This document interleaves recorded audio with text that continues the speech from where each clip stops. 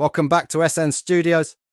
Today we've got a gripping story straight from the streets of Bradford about a father of four, then aged 35, died after friends forced him to drink 2 bottles of brandy in 30 minutes for losing a card game before he was stuffed in the back of his car and locked in a compound overnight.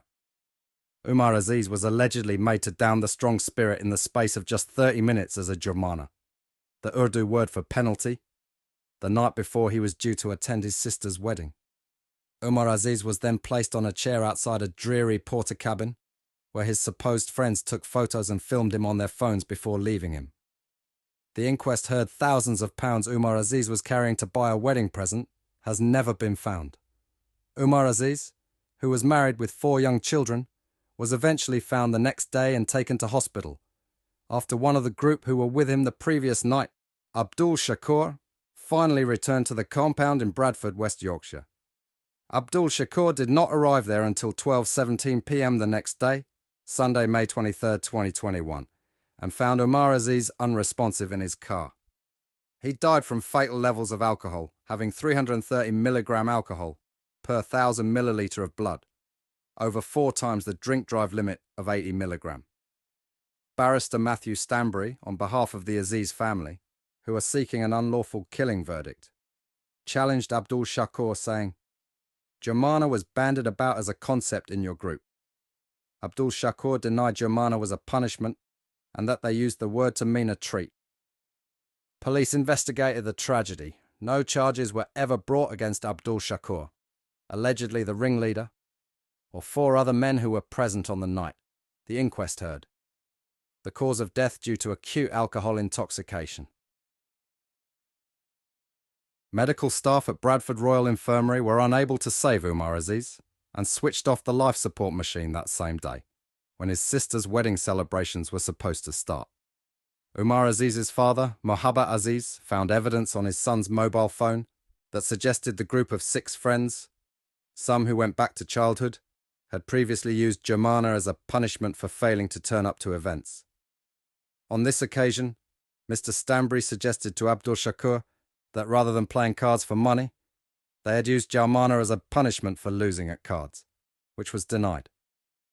The inquest at Bradford Coroner's Court heard how Umar Aziz had a very close group of friends who he would go out with most weekends, meeting up in car parks or a car lockup owned by one of the group to smoke cannabis and drink alcohol.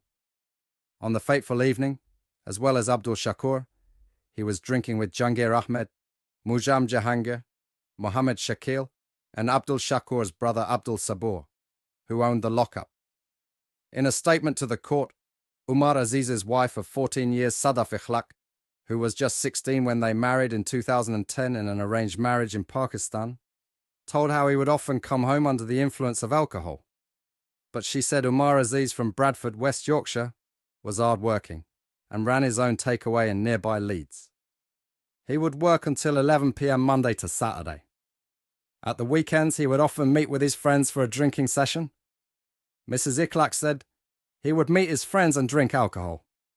Friends have brought him home and took him upstairs, but sometimes he couldn't get upstairs and he would sleep downstairs. He never went to see friends and not come back home, even if it was 5 a.m. that he got back. Sometimes friends would bring him out of the car. Sometimes he couldn't stand up straight and would lean on the glass panel of the door, and I'd open the door. She also told how that morning he had asked her for £7,000 of the money he had been saving up to buy his sister some jewellery as a wedding gift. That money has not been seen since, the inquest was told. On the night of Saturday, May 22nd, 2021, Umar Aziz didn't bother to call home to see his wife and kids before going out, as he often did, instead driving straight to the car lockup. His wife's phone was out of order, so they couldn't get in touch with each other. She waited until midnight before putting the kids to bed, and waited all night for him to come home, only getting 1 hour's sleep all night. Giving evidence, Abdul Shakur said that Umar had drunk the brandy neat and to himself, and that he appeared tipsy drunk after that. He said they took him outside, because it was smoke-filled and claustrophobic in the cabin, and he needed a breather. Abdul Shakur said nobody took him home, because he had told his friends earlier that he was looking into staying at a hotel, and then said he would sleep in his car. He said they took him outside because it was smoke-filled and claustrophobic in the cabin, and he needed a breather. Abdul Shakur said nobody took him home because he had told his friends earlier that he was looking into staying at a hotel, and then said he would sleep in his car.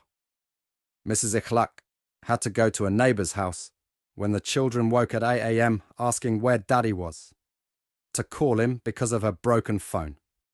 She raised the alarm with his family. CCTV from the mosque next door to the lockup showed Umar Aziz, known to his friends as Coco, turning up to meet his friends. Later in the evening, friend Mohammed Shakil went out to an off-license to buy 2 bottles of Hennessy Brandy, a favourite of hip-hop artists, and going back to the cabin at 1:50 a.m. Just 28 minutes later, at 2:18 a.m., the group emerged from the cabin with an extremely drunken Umar and placed him on a chair outside. The packed courtroom of Umar's devastated family were in tears as they watched his last tragic moments caught on camera. The CCTV caught him leaning over and being sick, with a friend patting him on the back and then wiping his mouth. They took photographs and filmed him. At one point, somebody poured more liquid into his mouth from a Lucozade bottle. Coroner Martin Fleming asked Abdul Shakur, "Could that Lucozade be alcohol and that you were pouring more alcohol into Umar?" He replied, "No."